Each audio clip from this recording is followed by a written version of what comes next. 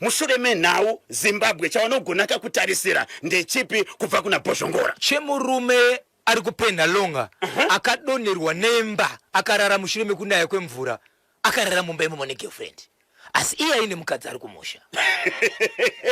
Girlfriend yange yashanyira baba ndobva mupinza mumba mavo mvura ichibva yanaya mvura ichibva imba ichibva yadonha baba vaizvozvi ibata hapana akakuwara hapana akafa. Murume ndiye akakuwara girlfriend haina.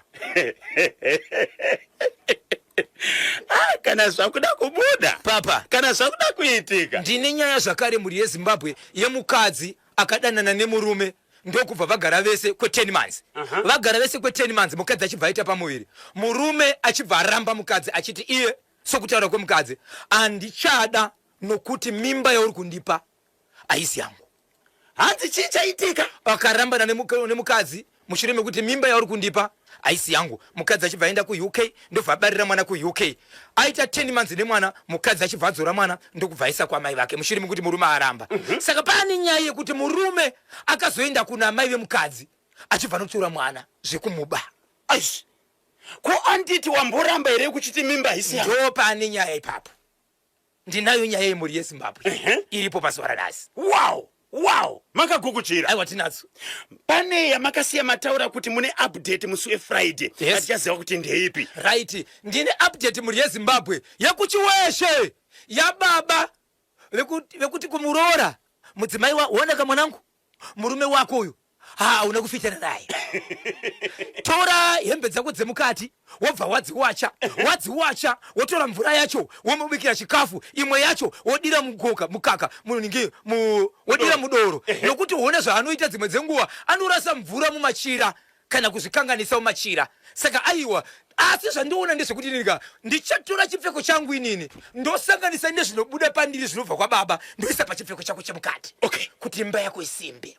Vachibva vadhonza mukadzi muroora ndokumukandira kubedroom kusvika hembe dzavo dzisati vatodzibvisa baba vanga vari muchibage vakavatiza mushure mekunge muroora asimuka musi waedza kubatwa chibharo achibva aenda kubhawa kune murume wake tumadhuma nemurume. Yes. Vatezvera vari kumashure vatezvera vakati kumwana wavo sori mwanangu zviri kutaurwa nemudzimai wako muroora ichokwadi asi imbuma doro.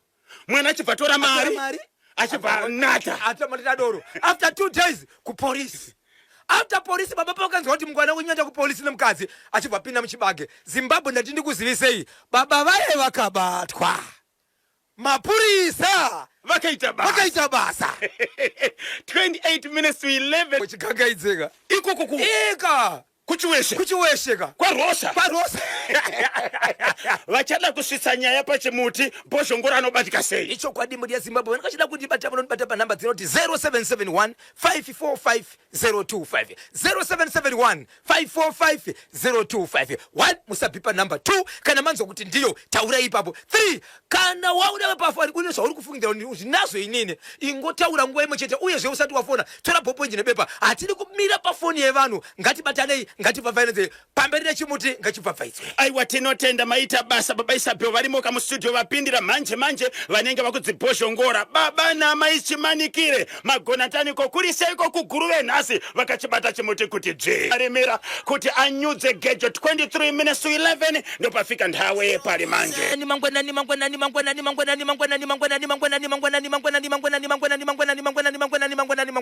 Mamkasai kwena papa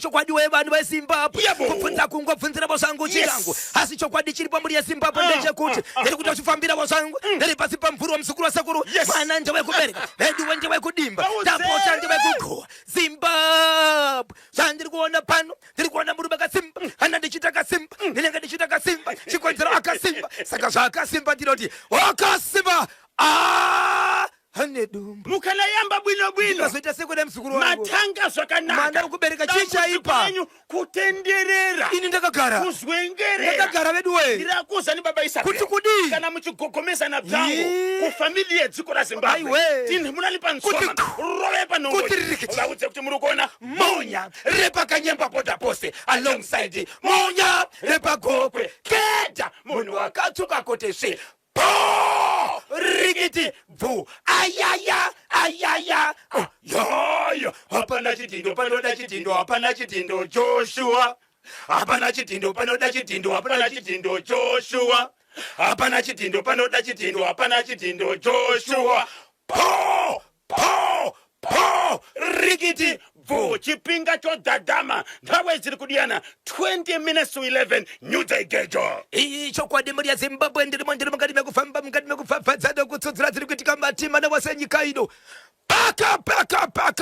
paka Harare chemuharare chiri kuti kudini chinobatanidza Harare neGweru. okay Zimbabwe nyaya ndiri kutaura panapa inyaya yakaitika yemukadzi ari kuchema asvika pano ari mukati mekuchema mberi kwevakuru achiti ndibatsireiwo pamusoro penyaya iri pano ndogona kunge ndisingazivi mutemo ndogona kunge ndakakanganisa but ndoda kuti mundibatsirewo nokuti nyaya ndinayo panapa ndeyekuti zvandiri kufunga ndiri kufunga kutora piki remunhu ndoisa pasocial media kuti Zimbabwe ndibatsire nenyaya yekuda kuinja ndiri kutsvaka okay nyaya iri kutorwa nemukadzi uyu ari kuti ndaenda kumapurisa asi mhinduro yandapindurwa ndaona sekuti haina kundifadza inoita senge yandidzinyerera asi ndichiri nepfungwa dzangu dzekuti ndadzvinyirirwa ndati rega nditenge ndabvunza vamwe chii chanetsa mudzimai uyu mukadzi anoti ndakaroorwa nemurume ndobva ndagara nemurume ndobva ndaita pamuviri ndaita pamuviri murume akasvika pakuti haachandidi zvese nemimba yangu kusvika ndazvara mwana ndikati mwana zvikanzi no mwana hasi wangu ndikaona kuti ndirambe ndichidetsera naye isu takasiyana kumuudza kuti ndave nemwana ishoko rekuratidza kuti ndiri kuzviziva kuti ndiye muridzi wemwana kunyange takarambana but mwana hachinji kuita wake but pandakazoita mwana ndange ndakunyika yekunze kwandanga ndiri ndichimuzivisa dai ndaiziva kuti mwanayo ndiye umwe murume kana tasiyana ndaitoti advantage ndakuchiendesa mwana kudechi kune muridzi wake but ndakaudza munhu wangu akati kwete handina mwana right after 10 months nokuti ndanga ndakurarama munenyika nyika kwandakazvarira mwana health inoziva nemadhetsi achabayiwa mwana majekiseni nezvirwere zvinoitika kuti after mwedzi yakati after makore akati mwana anobayiwa majekiseni akati ane marecords ndini mwana uyu mwanasikana after 10 months ndobva ndatora mwana uyu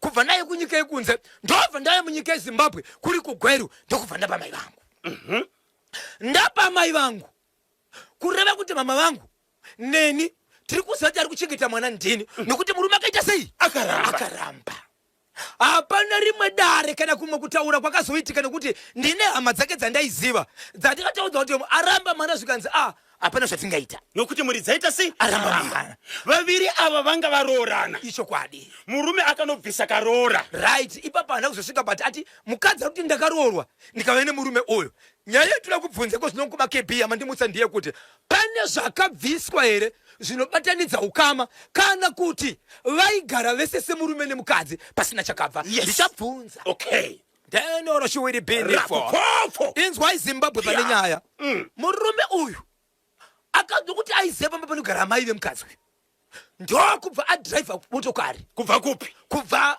muguta reHarare akananga kuGweru ndokuenda kunosvika pamba apa pana amai vemukadzi uyu mukadzi uyu anoti mashoko anotaurwa nemurume uyu kuna amai vanoti ndauya kuzotora mwana wangu ndine zvemarituals zvandoda kuita amai vanofonera mwana wavo amai vanoti mwana anoti mama ko munhu ari kuti ayozitora mwana ndeupi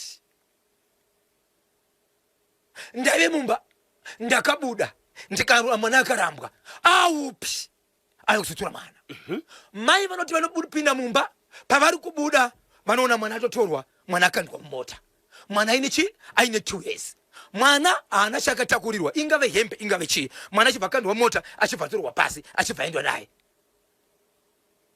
Vari kuti amu 3 months kusvikira munhu kadzi uyu abva kunyika yekunze kwaari kupinda munyika yeZimbabwe ndokubva anoripota. Aripota kumapurisa, mapurisa kanzi hatikwanisi kunobata munhu nokuti ari kuklema kuti mwana wake.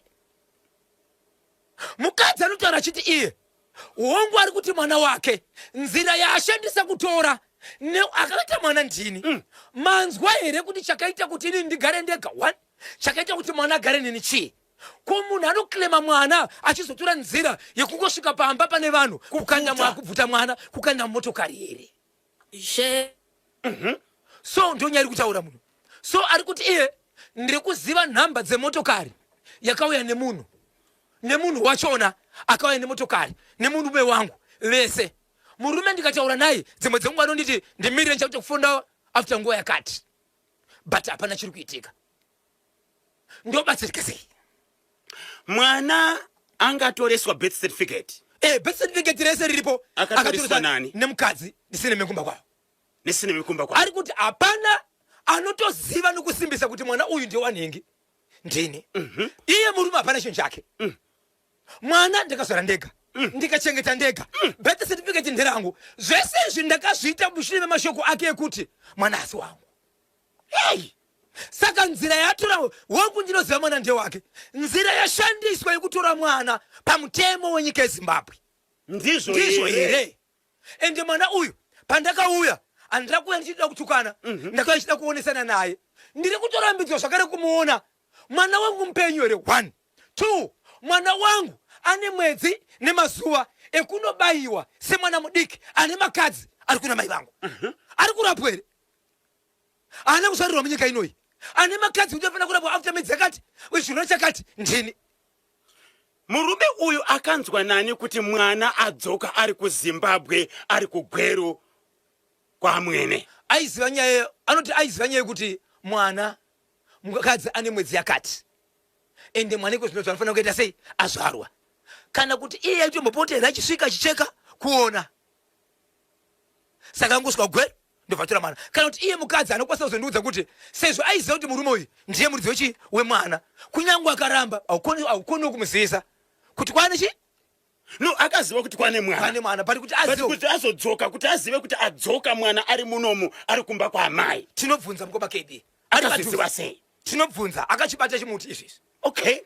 Takachibata chimuti ndinonzi Semu Nyambondo. Ndiri panyatsime kuchitungwiza kuri seiko nhasi. Vanoziva mutemo nyaya iyi inobatanidza Harare neGweru inofana kuita sei? Mudzimai uyu akaenda kunoripota kumapurisa api? Mukati meguta reHarare. Ndokune mapurisa akaenda kunoripota. Okay.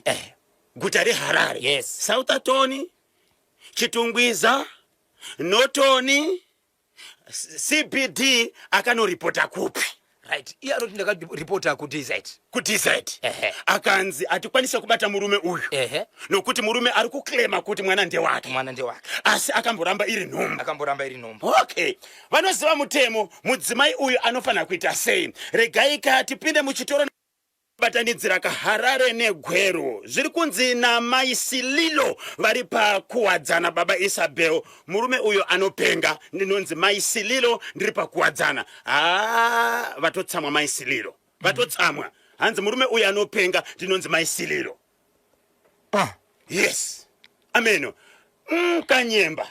Kumapurisa sei vari kurega nyaya yakadaro ichiitika? Sei vari kuona kuti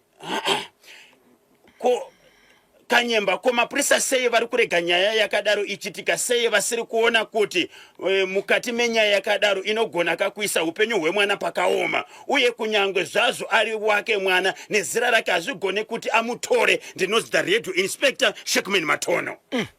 Ameno, munoti kudini kwa Zimbabwe 0713938538 kana 0789600748. Hanzi polisi panezvo pavasiri kunyaso kubata nekugasa nyaya zvakanaka. Neimwe nzira mukoma KB ndakwanisa kutaura nawo. Vari kuti iwo mapurisa ako akanoripota vakaenda paHarare Central. Vaenda paHarare Central vakabatsirwa vachinzi ndipo vakaudzwa kunzi izvo chi atikwanisi kuvhurisa docket iko zvinozvi because munhu ari kuklema kuti mwana wake. Asi zvakazoitwa nemapurisa ndezvekufonera murume uyu kuti tiri kukuda pano nenguva yakati. Chaasina kuzokwanisa kusvika. Saka ndofunga mapurisa vaiti hatisi kuda kuvhura dhoketi, but murume ngatanga ita sei? Asvika panapa wemukadzi uri apa, iwo murume uri apa, vatositanga nyaya yachona. Saka nyaya iripo ndeyekuti vanhu vasikwanisa kubatana vari panzvimbo imwe chete. Ko uyu kana ashedzwa nemapurisa kusaenda kumapurisa haisi mhosva here? Hatizivi pamanje. Anofanira kuenda kumapurisa kana washedzwa nemapurisa. Yes. Okay, regai tinzwe. Murume nyangwe mwana ari wake hana kodzero yokumutora mwana pasina amai vake, akaba itori mhosva. Mapurisa ane mhosva futi zvekare. Nyaya inoperera kumatare. Ndinonzi Midias Dube truck driver. Vakanoripota kumapurisa. Yes. Mapurisa vakati kwanisika kuvhura dhoketi. Anditika murume uyu ngaatanga asvike pano. Vachibva vamufonera haana kuuya. Okay. Haana kusvika. Sei asina kusvika? Akafonerwa rini? Ndofunga patori ne2 days. Vachiti takumufonera auye pano but asati asvike ipapo. Ndofunga mapurisa akutorawo futi matano kuti kana munhu asina kuuya toita sei. Right. Regai katinzwa kuti zvakamira sei. 0713938538 0713938538. Murume uyu aona kuti mukadzi wake ave kuLondon akugara upenyu hwakanaka, saka akuda kudya mabenefits emukadzi. Ndinonzi Mr. Live Wire Stanford Chuma representing Highfield. Ndokwayave. Okay. Panoitwa sei pakadaro? 0713938538. Ziko panozoitwa sei uko pakadaro? Ndinonzi My Packet ku Park Ridge. Tinotenda My Packet ku Park Ridge ikoko. Achiri murume wawo here? Anditi murume akaramba mudzimai vasati vaisaka vakomana vebhutsu tsvuku mukati. Ndoona sekuti murume uyu ari kudaka mwana wake chete. No matter Kauta pa South Park. Aiwa, babaisa byo vaviri avo vachiri kudanana vachiri vakaroorana here. Aiwa, avachisiri vese kuzvinosi. Okay. Nokuti no matter Kauta pa South Park ati KB na Bozho amai avo ngavataurane zvakanaka nemurume wavo. Havachisiri vese vasati vaisa vakomana vebhutsu tsvuku mukati. Nokuti ndiri kuona sekuti murume uyu ari kuda mwana wake ane nzira dzakanaka dzekuti atore kuti akumbire zvakanaka mwana uyu. Handitika chokutanga anofanira kukumbira ruregerero kumudzimai, kune vabereki vemusikana, nokuti akaramba nhumbu pachena. Chii chaitika nhasi chokuti azotoraka mwana? Baba Isabel. Ipapo mukoma KB ndo pari kurwadza. Ende mukadzi ari kuratidza kuti iye haana dambudziko rekuti tizive kuti baba vemwana ndiani. Kutaura kwaari kuita. Tsudzurai chimwe. Icho kwadi muri yeZimbabwe ndiri mukati mekufamba mukati mekupfapfaidza muri yeZimbabwe. Rega ndikuzivise muri yeZimbabwe kutaura kuno kwatiri panzvimbo pachikwana pedyo nemunda uri padhuze ipapo patori nemunhu akafira ipapo. So vanhu vazivise mapurisa kuti mapurisa agosvika ipapo tizwe kuti zvichafambiswa sei, zvichamira sei. Ndobva ndabva ipapo muri yeZimbabwe. Ndine nyaya ndoda kutaura pana pamuri yeZimbabwe iri kuitika mukati menzvimbo yeshokonze. Pana amai vatambura, pana amai vari kuchema, pana amai vari kurwadziwa. Vane roja ravakamboita pamba pavo. Okay. Rine mukadzi, rine murume. Roja iri mukadzi wepo iye anga akudanana nemurume wamai ava nokuti pamba ndipana tezera vavo. Dzokoro ine simba matichi sokuti inini mukoma KB ndine vabereki vangu. Okay. Andirika ndine vabereki vangu inini ndobva ndaita mukadzi wangu ndiri kugara pamba pevabereki vangu ndine mukadzi wangu but pane maroja aripo. Saka roja iroro riripo iroro rovhura tika kudanana nemudzimai wenyu. Inini tanga kudanana nemudzimai wenyu. Obva kanda shoko. Okay. Rotogamuchirwa chakutomhaiwa. Ndobva ona mameseji nemaaudios kusvikwanzi ngavabve panapa. Uyezve pakabatwa foni yakatozoninga kuti ine maaudio zvimwe zvikomba zvakazviremo vanhu vachibva vabva kudaro mukadzi anga asipo achibva azoona foni. Aona foni zvakare autozwa baby hatazobva paya zvakamira sei yewo toti kuratidza kuti vanhu kweshe ndiri kuendera mberi. Mukadzi wemurume ari kutorwa nemukadzi weroja oyo vabviswa zvakare. Ndokubva atiwo regai ndizivise murume wemukadzi uyu kuti muri kuzviziva here kuti mukadzi wenyu ari kudanana nemurume wangu. Zimbabwe mashoko ari kubuda apa kumurume muridzi wemukadzi munomerera. Munomerera muzukuru. Baba Isabel. Mati semuenzaniso. Pane vanhu vauya kuzorenta kuzogara pamba penyu. Imi muchibva makanda shoko kumudzimai wa tenant. Anditi? Weroja ndizo. Okay. Then mafambidzana kusvikira zvazikanwa. Vachibva vabva pamba paya. Andanga vabva panapa. Asi makaramba muchidanana naye. Ndaramba ndichidanana naye. mai Isabel ndokuzvibata vachibva vaenda kunotaura kumurume wemudzimai wamuri kudanana naye kuti munoziva here baba Nengi zviri kuitika izvi. Murume uyu zvaakaita Zimbabwe munofunga kuti chii chakaitwa nemurume wemudzimai ari kudanana weparidzi vemba 0713938538 peta munango pantedwe hello panational FM network yacho 0713938538 kana 0789600748 bhosho nakanyemba hakuna zvakadaro handiti akaramba nhumbu anozoba sei mwana imbavha ngasungwe ndinonzi baba Zviko ndiri paCharlotte Brook. Yes, hakuna zvakadaro. Mambokwanisa kubata here mutauro wemapurisa Commissioner Potemba Nyati aisati yakuita namba yawo aisikuita aisikuita kana kutaura nemutauriri wemapurisa emuHarare vachakanza right shatarana vachakanza. Murume uyo akangoti ndakuitawo amai mameseji yacho meseji yacho jamba japa hotera needs the elephant pagumbas. Okay, chii chakaitwa nemurume ane mudzimai airoja pamba pakazopfingwa mudzimai wake. Mukadzi wangu inini akabva aenda kumurume womukadzi wandodanana naye achibva asvika zvikanzi baba muri kuziva here zviri kuitika paitika motera nezvemameseji iko zvinozviona zvimwe zvinhu chiri kuendera mberi rodhoro chiri kutoonana ende mukadzi wenyu kuti achidanana nemurume wangu. Murume uya kwakuchirwa mudzimai wangu apedza kumurova zvikanzi siyai fambi ndeyangu ndoida yakadaro ushewe kudze pawa ndechekupi ushewe kudze Harare mai Isabel vakasvika vakanorohwa nemurume wegirlfriend yangu ini kuti siyanai naye zvari kuti zvembo ipfambi yangu ndinoida yakadaro aunza nyaya kunational FM ndiyani ndama Isabel vachi kuti kudini mukadzi wangu ini kuti ndoita sei ini ndakutoputsirwa imba yangu nokuda kwemukadzi aridanana nemurume wangu ndamubata kudaro ndaenda kumurume womukadzi wari kudanana naye murume womukadzi wari kudanana naye atondirovawo futi kuti siyakadaro kurati ari kutosimbisa kuti mukadzi wangu murege adanane nemurume wenyu fambi yangu ndoida yakadaro baba Isabel hai ndapera simba zvakaitika rini hazvina 3 days izvi kwanzi mukwandichaenda ndikupi nokuti ndiye munhu afana kutotyisa 0713938538 KB naBhozho iyo ikidnapping dai aida mwana aitora gwara rakanaka ndinonzi Gilbert Chimpaka ndiri kuno kukubhangeti tinotenda murume uyo ngakwane murume uyo ngakwane hanzi kudiko murume uyo ngakwane hasi mwana wake ngasungiswe ndinomutsa timu mashasha yese nemuri yose kwaChabeta ndinonzi Nobert Chabeta pachovaka nenyama kuHurungwe regai timbopinda muchitoro famba ndinonzi boss Nikita painkomo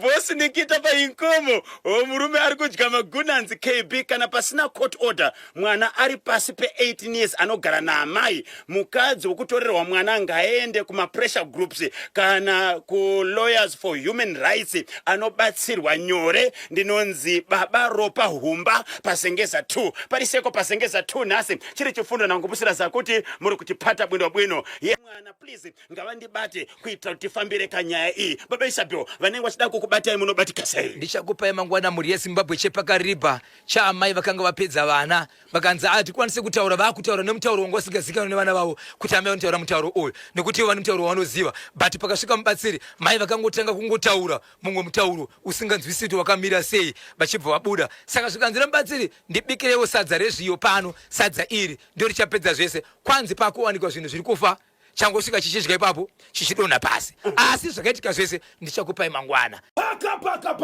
paka ndapindira muri yeZimbabwe rega ndingoti Harare chiri kuti kudini ndapinda ndiri mukati meguta reHarare muri yeZimbabwe paita nyaya inorwadza nyaya inonetsa iri kushungurudza mumwe murandakadzi ari kushedzera tine murume wangu takagara tese tagara tese ndokubva taita vana vedu, asi takasvika panguva yekuratidza kuti takasvika pakusawirirana. Rudo runoda vanhu vanogara vese vachiwirirana vachitamba vese. Kana musingatambi mese muchiwirirana mumba machabudi chinhu, kunyange vana venyu hapana chavanodzidza. Zvatakasarudza pakati pedu ndokuzoona kuti tikasiyana tiri vapenyu zviri right, mumwe nemumwe woenderera mberi neupenyu hwake.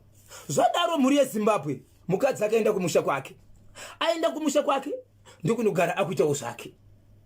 Aisi ndiye anga aine vana. Handi panguva yekuti ikodzero yemwana kuti anofanira kunge aine mapapers enyika akakwana. Birth certificate chitupa. Right. Kana iri passport anayo kana driver's license ndezvake. Zvinoshevedzera iye. Amai vanoti kuna baba, mwana wedu zera raari anofanira kunge aine bepa rinoratidza kungave kuchikoro kana sei kuti mwana wemunyika yeZimbabwe uye zvana bereki ari muno. Asi kuti aite mapapers aya zvinoda baba namai.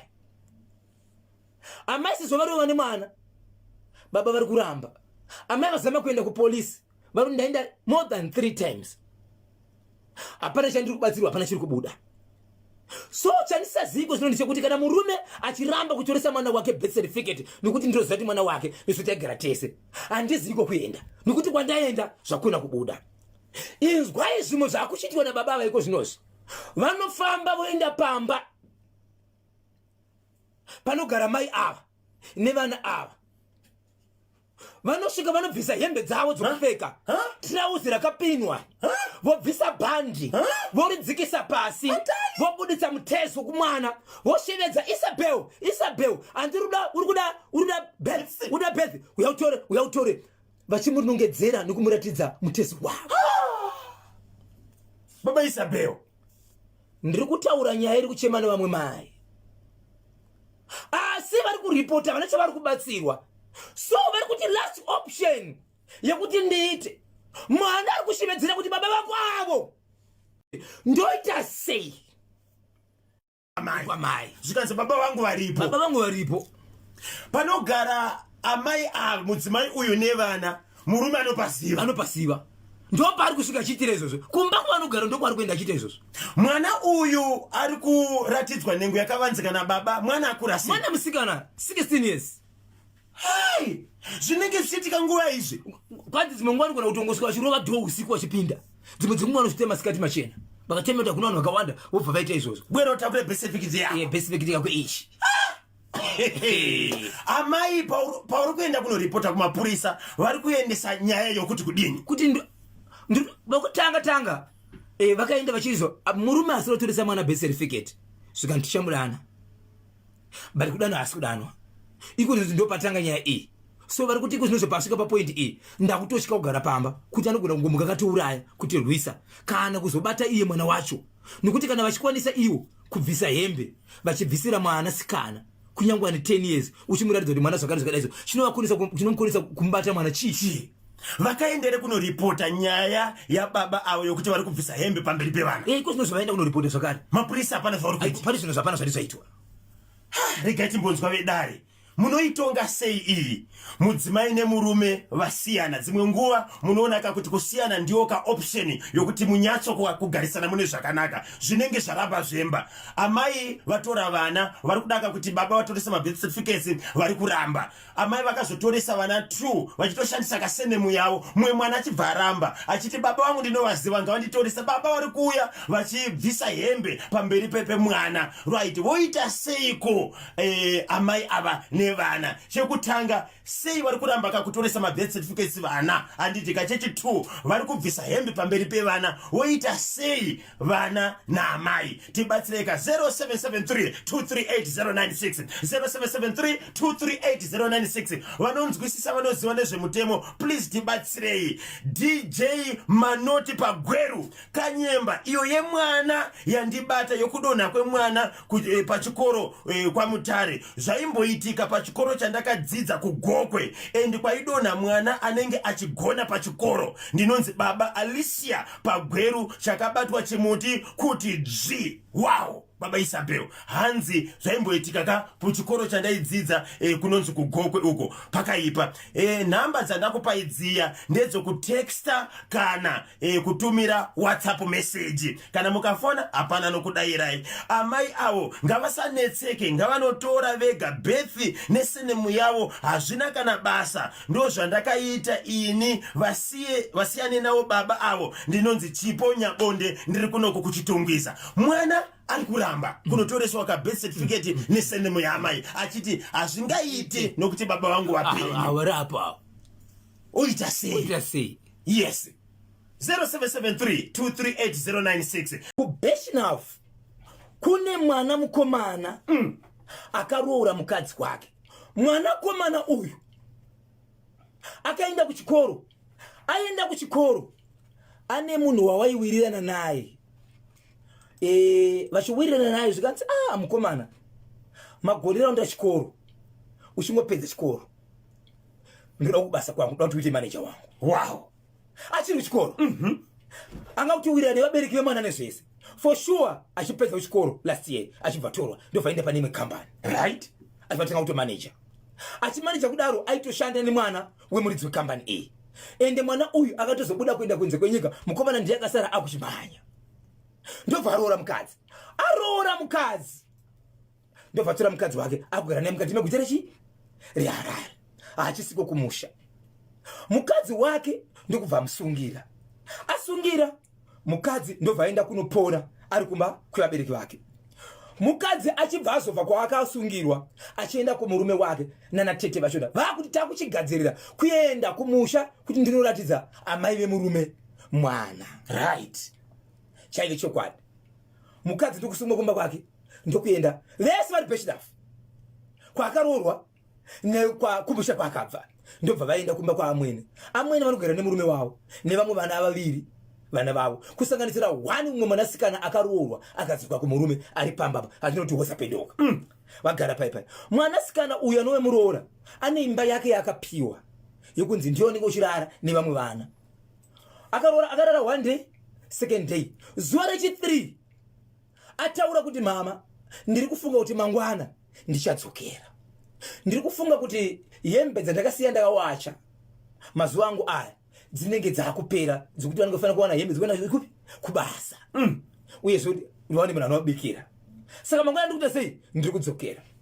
Varara mukoma KB. Mangwana makuseni vamwene vakati ndiri kubuda pane kwandiri kuenda, but muroora ndaida kuti usaende ndisipo, but ndichazama nenzira yandogona nayo kuti ndiwane ulipo, ndichamukira. Alright. Nokuti mumutambo wandiri kuenda uri muno. Mwana akapinda mumba na amai vake vachibva varara. So mwana uyu mudiki, achiri mudiki, ari pasi pe 3 months. Anorara akaputirwawo kase mwana mudiki newedha iriko iyi kuti mwana aputirike. Mangwana makuseni mukoma KB muroora akaenda kunonoka kumba kwana amwene kuti handisi kuona mwana. Hamisi kuona mwana. So achiri kunoka padhoo. Amwene ndopa vakatobuda vachibva nekumashure nekuti dhoo ravo rakatarisa kugate. So aibva nekugate amwene vachiti kochi muroora ndiri kutosvikawo kubva zvonaenda nezuva, right, kumapasi 4 dzekuseni. Zvikanzi mama, handisi kuona mwana ini. Zvikanzi waisepi mwana? Zvikanzi mwana handisi kumuona. Akutochema muroora. Zvikanzi nyarira kuchema. Toita sei? Vashedzana next door. Mwana wazvikanzi aiwa no vanhu ngaritsvake mwana. Vanhu yadi kune kurimwa kuitwa chibage muyadi. Vakati ngatitsvage kana muyadi muno pane makumbo erapinda mumba, makumbo akatinda hapana. Musha maruvanzi anotsvairwa. Vanotoziva kuti gumundira ndengi. Kutsvaga mwana hangawani. Vanhu vakada kuenda kumapurisa, vamwene vaiti musamhanyi, timomirai. Ndoda kuita zvandinogonawo. Ndine vanhu vandinoziva vanobatsira plus vamwe makereke, but vanga vasingabude payadi vachiita zvese. Mwana. So pamba apa pane imba iripo chinenge chiboy sky chakaiswa matombo pamusoro ekuti izvo kana mhepo ikauya zvipikiri nematombo aya zvinobatsira kuti zvipikiri zvisasimuka. Vanhu mwana.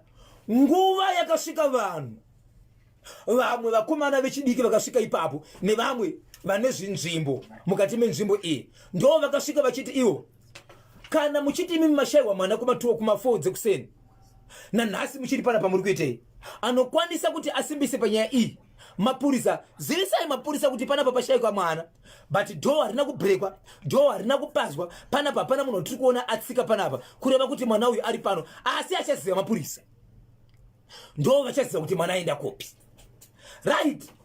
vakomana vechidiki vakafanana nemayuthi vaakutofamba kuti amai tungamira tiende kumapurisa munoripota shawa mwana vachifamba vaakuda kunobuda yadhi ndo pakanzi vakuridzirwa muridzo vanhu vakunzwa kuti mwana ari kuchema pamusoro pemba bedroom yavamwene iya ine matombo pamusoro iyayi mwana ari kuchema so vanhu nokusanzwisisa vainzwa sokuti mwana ari kuchema mumba okay panapa pane mwana ari kuchema panapa baba vakati nguva yese yange chinzi mwana ndine munhu anga ari mumbo right mwana achema so mwana akati unyarara kana kuti vanhu vakanyarara kuti nyarara ichitozori mwana uchema kope onguti asinga achema obva anyarara kuti vanhu vanzi kuti mwana ari kuchema kope vaiti saka ari mumba nokuti pfungwa dzevanhu dzese dzaisati iyo mwana anga pamusoro pemba vanhu kupinda mumba nokuti mwana anga secheme futi vanhu zvakanzi sechai vanhu kusecha kushayiwa mwana so vamwe vanhu vanga vatotanga nyaya yekuti yokuimba vari mukati yekushaudha vamwene kuti mwana ari mumba muchichiri kuitika mwana achibva ashayikwa mwana ashayikwa kudaro mwana ndo pakazochema continuous achichema ari pamusoro pemba vanhu mwana achizvanzi mwana ari pamusoro pemba vanhu ndokukwira pamusoro ndokuona mwana aripo ipapo asi inzwai chishamiso mhuri yezimbabwe chishamiso ndechekuti izvo mwana akarara akaputirwa jira namai vake jira rake kababy blanket kake ndio ranga akaputirwa asi pakawanikwa pamusoro pemba akawanikwa akaputirwa nezambia yavamwene ndio yakawanikwa nayo jira rake rikashayikwa jira rake rashayikwa kudaro jira rakatozowanikwa rakubudiswa mumba navamwene ndio vakabudisa jira mumba vachiti jira rake riri kuno kuiri vachibva pamai vemwana so muroora achibvaudza vanhu vachiti mwana uyu ndakamurarisa akafeka akaputirwa nejira iri ndo jira rake randomurarisa akaputirwa naro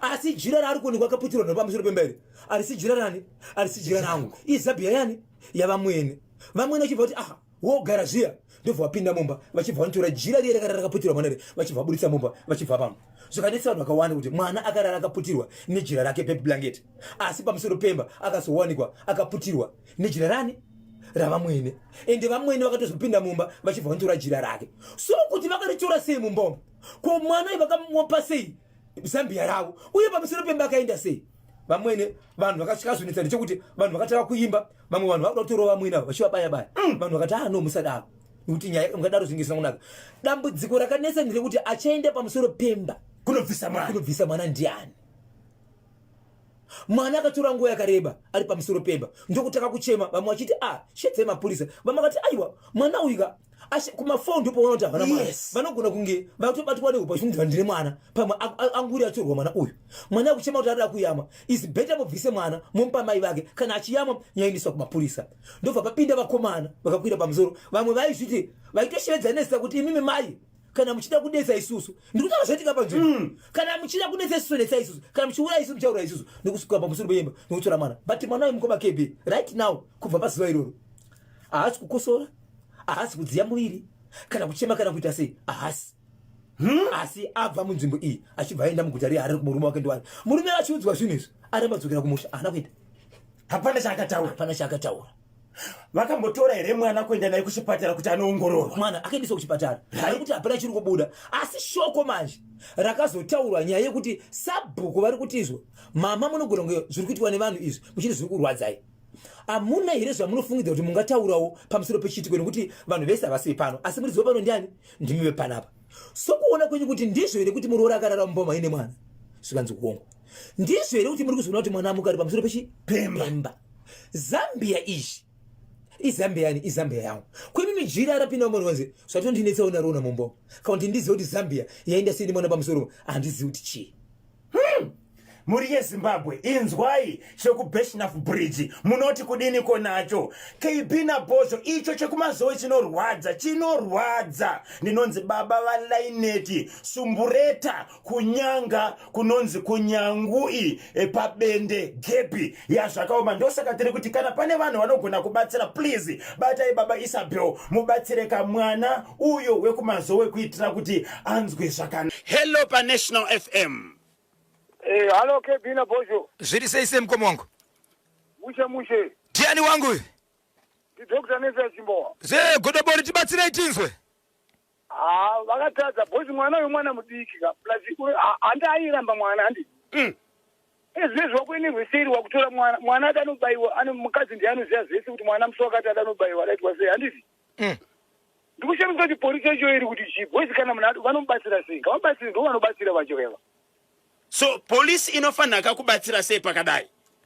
Bosi mwana ngavabatsire ko mwana akaitwa zvanoitwa mukadzi azviite zvezvari kuita. So mwana adzosere kuna amai vake. Bosi mwana mudiki ka uti mose akatomboita kumarani kuno kumufako zamutaurei. Okay. Azvitomboita zvari kuita izvo. Yekumufako zvakafamba sei? Nyaya kusikonotangira kusikonotora mwana azati munhu aenda kumusha aenda kunyaracho yakusikonotora mwana kunyengerera vana anzi autori maisololo. Okay. Ati marimba polisi ekuno kwakagadzirisa kusika mwana adzoka kuna mai vake. Nanhasi zvakatokura so. Alright, aiwa tinotenda regai katinzwe kuti vamwe vanoti kudini baba namai Chimbowa. Tatenda Kebina Boy. Aiwa katinotenda mainzwa ka rekatinzwe ka ari parunhare. Hello pa National FM. KwaZulu Natal. 0713-938-538 0713-938-538 paita munango pantedwe. Hello. Chimuti hello. Hello. Mamuka seiko? Mamuka sei? Tamuka tiri kutaura nani ari kupi?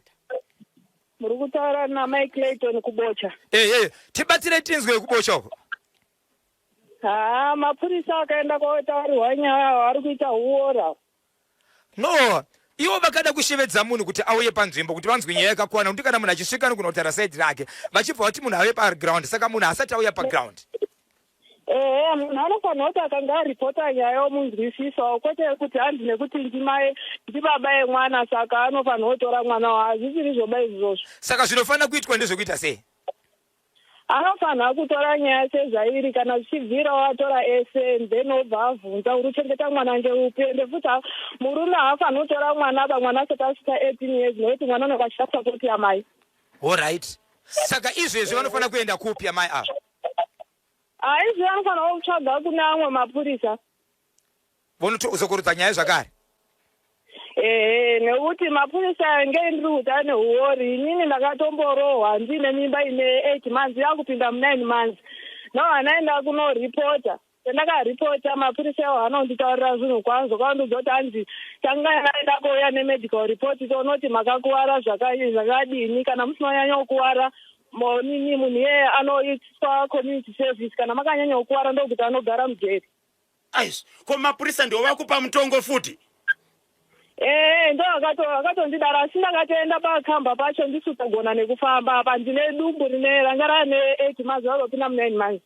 Ati ngape mapurisa mhosva yakadaro tisina kakubata kana kunzwa kuti ndiani nokuti atingapeka mapurisa vese mhosva kana pane one anenge akanganisa anofanira kutaura kuti uyu ndiye akanganisa.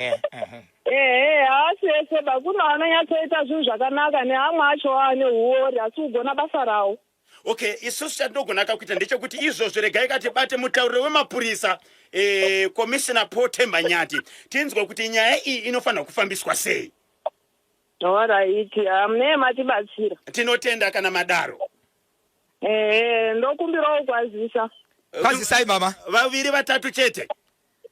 Ndokumbirawo kwazisa murume wangu anonzi Neti Mwapinda kana kuti baba Clayton. Na Clayton na Cowton na Clyde vana vangu avo. Okay.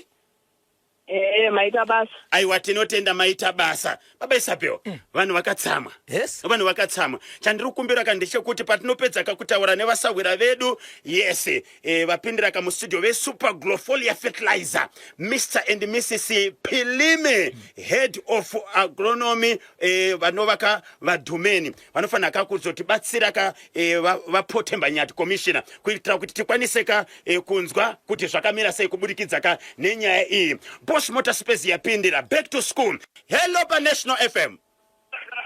Hello. Mamukasei. Mamukapore mkoma posho. Bo wangu ndiri kutaura nani ari kupi hapa? Utara nale kumtonza group Magaya. Tibatsire chinzwe. Tibatsire mukoma wangu. Network yacho iri kunetsa Baba Isabel. Mukoma KB vanhu vasateerere pa radio. Kana mafona dzikisai volume yeradio muteerere pafoni anditika inenge yadavirwa 0713938538 kana 0789600748. Hello pa National FM. Tine dambudziko. Okay, 0713938538. Musaseka ndime akudzimadzimaika.